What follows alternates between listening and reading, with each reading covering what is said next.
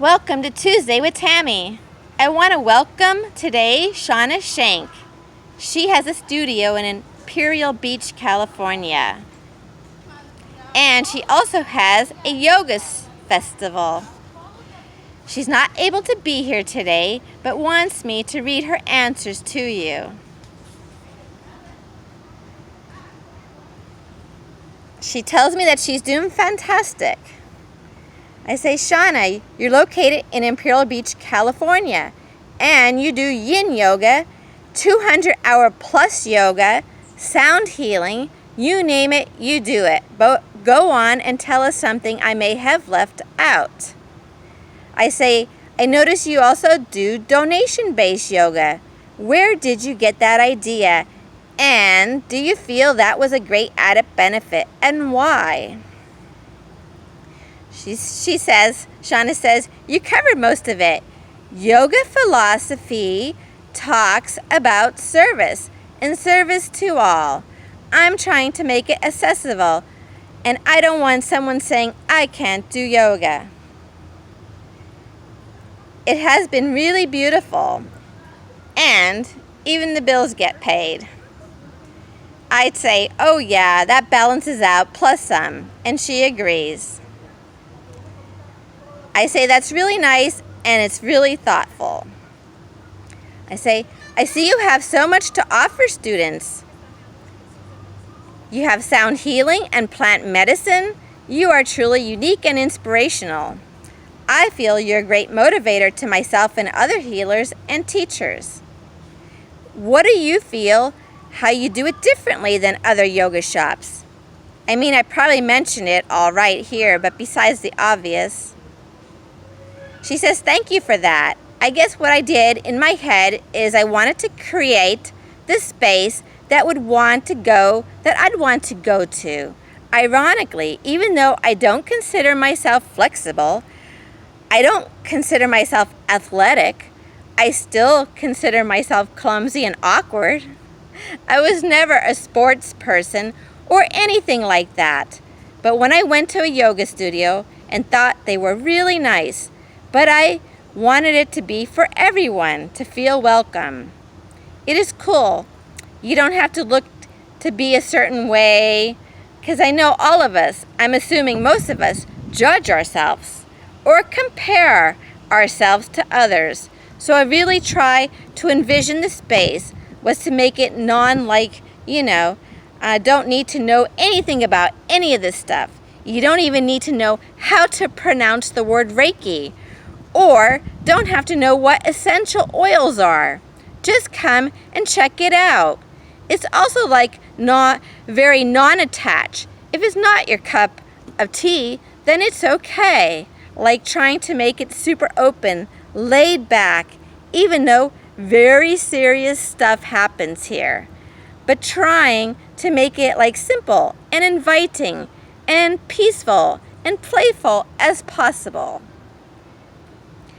I say, I have been to your class and I feel it's very inviting, and even the spiritual cards and animal cards. She said that's part of it, to meeting all these cool people there, yourself included. It is just fun. I say that you are hanging in there during this pandemic. I noticed you still offer online classes, especially one of inspiration and hope. And I saw you continue to learn a new process. Tell me a bit about that process and experience the online and near the ocean. Yeah, she says, so it has been growth experience for us. We moved it online when we first got the news. I think everyone was like a chicken with their head cut off, scared, didn't know what to do. But I knew in my soul, I didn't even care about the money at that point. It was not really thinking about that.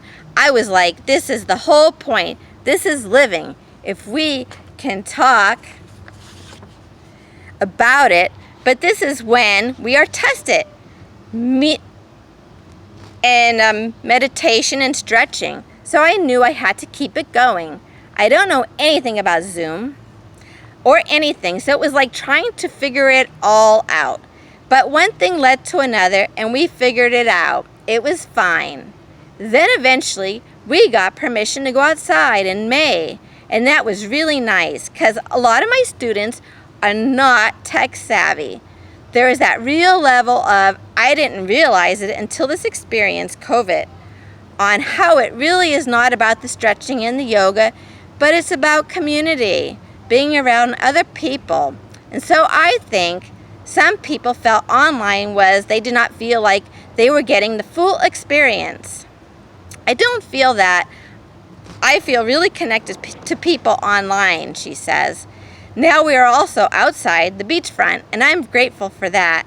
And it is cool, too, that everything happens for a reason, because we are attracting new people. People riding their bikes, they are walking by and they say, "Oh, yoga."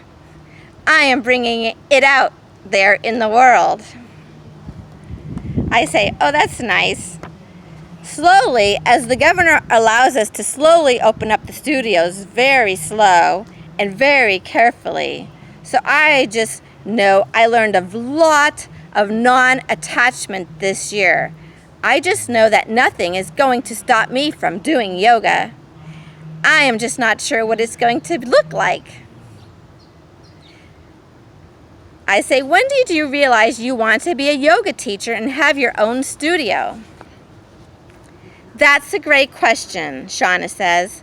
I used to be a writing professor, so that was my job, and I was happy with that, the university here in San Diego, and it was fine. It was meaningful work. Then I took a teacher training course, training process. I never intended to be a yoga teacher. Yoga really, not to sound dramatic, but it really transformed my entire life. It gave me back my life. I am forever grateful for it, she says. I took the trainings to see how the heck does this work. And then that was 10 years ago. Wow, 10 years ago.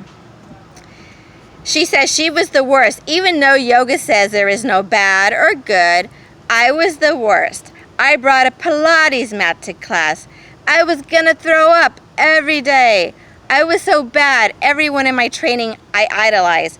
I thought they were so beautiful and so fit and so smart. I felt like a black sheep. I made it super clear in my training that I am not going to teach. I don't want to teach. I am not a yoga teacher. I am not a yogi. You know what is so funny? A week or two before graduation, teacher training, I had this thought in my head that, oh, I have to teach. I need to teach people like me, people that might feel awkward, or compare themselves to people that are more fit, not awkward or weird. Everyone needs yoga, and I need to be the yoga teacher for other people. There has to be people out there like me that want to fight their anxiety and want to know that don't need to stand on their heads. But that's why I decided to teach. I would like to give back in a different way. I never intended it to be my full-time job. I never thought I would leave being a professor, and never would thought in a million years I would have a yoga festival or a yoga studio.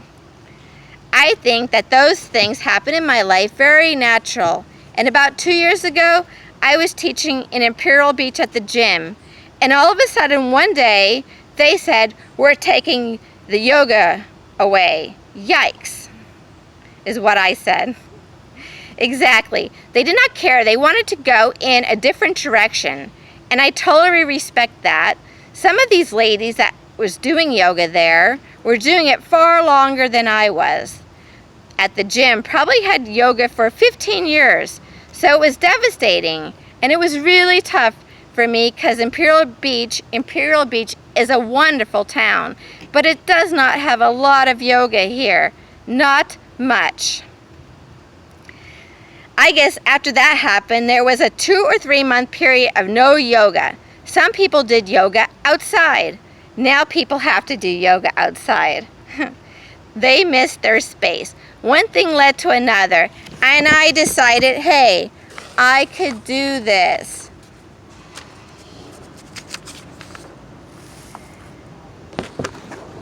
And she thought, a studio. That would be great, and it turned out wonderful. It was like writing the destiny of my life, you know. I say, Shawna, that's beautiful. She says, I feel very blessed. I really do feel blessed and happy that people are into it. They are accepting of it. Everyone likes it and is helping people. And it makes a difference because you know, you never know, right? I say, that's true. The yoga festival would have been the 4th year this year.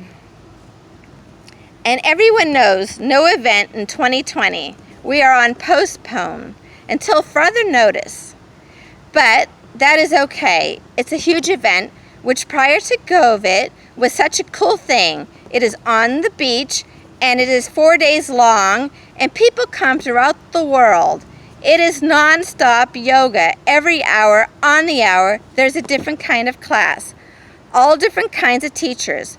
We have a cool area where people could go shopping, holistic food, holistic products, yoga clothes, yoga products. We do services like massage, Reiki, and acupuncture. We have a little family kids center. 2 years ago, we did yoga with our pets. So it's like a place to just be yoga. Yoga for military, yoga for seniors. My opinion, it is kind of a fun event that celebrates staying healthy and to educate people on all kinds of things, different things that yoga can be, so it's non-intimidating.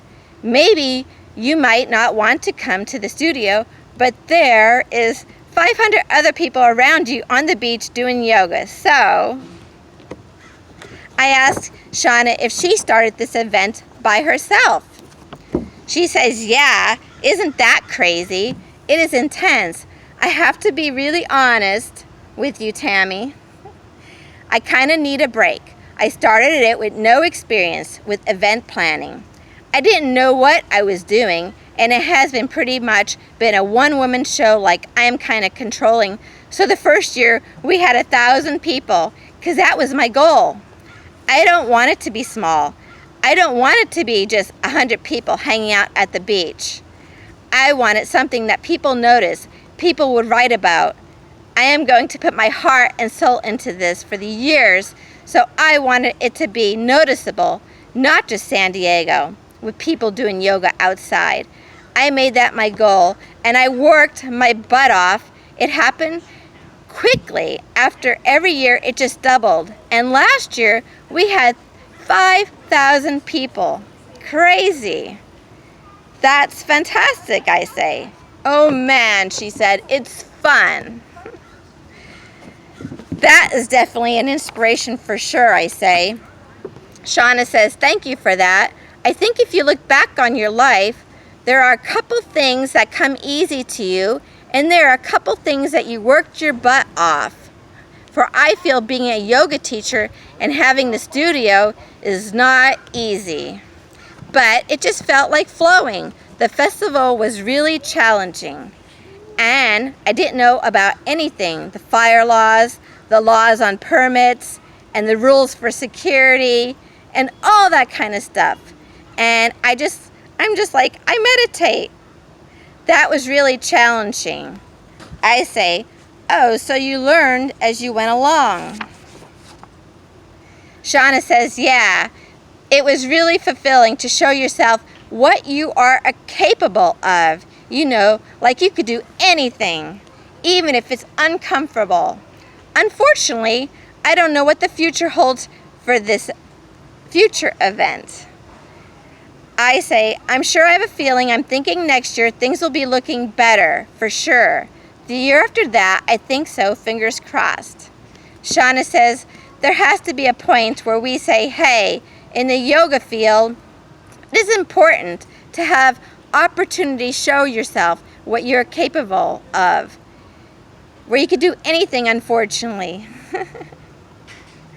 But I say, Shawna, I hear you're from the East Coast. She says, yes, New Jersey. I say, I'm also from Pennsylvania. And I love the East Coast sarcasm. And I say, you know, all these values and everything must come down to your family. She says, absolutely. She grew up with both her parents having very strong work ethic. Still to this day, in their 60s, her dad will never retire and her mom has 3 jobs, like nonstop. They also, both of them, allowed us to dream big and remind us there is nothing we couldn't do. They both, you know, had adversities in their lives, careers, and hard times, and money issues, all this kind of stuff, which kept them going. I don't know, I feel when you're young and witnessing all these things, it looks normal to you.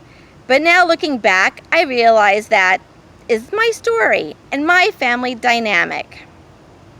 It makes sense. It's why I'm grateful for, I don't think it's weird, and my sister's the same way. We work very hard.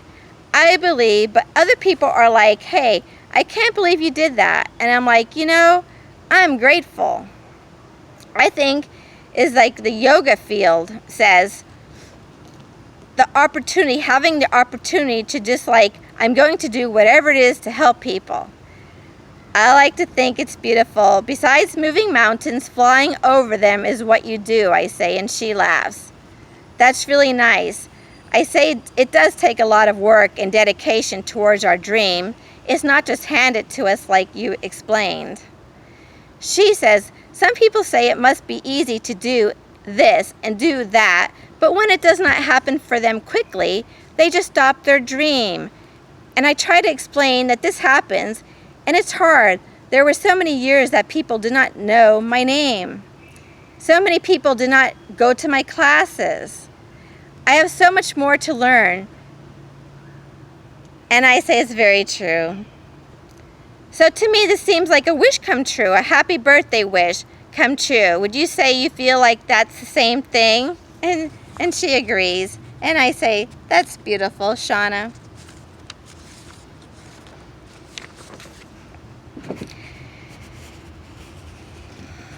And I say, I see that you have many books available to your students, and you are also the author. She says, in my defense, I don't have a family of my own. I don't have my own children, and it gives me the honor of having a lot of time that other people may not have. My business is really my baby. Just like a good mother would give everything to their child. I think it's interesting for people to see. You can't always see the hard work a mother does, but you can see in her kid. But you can't always see, for me, you can see it's tangible.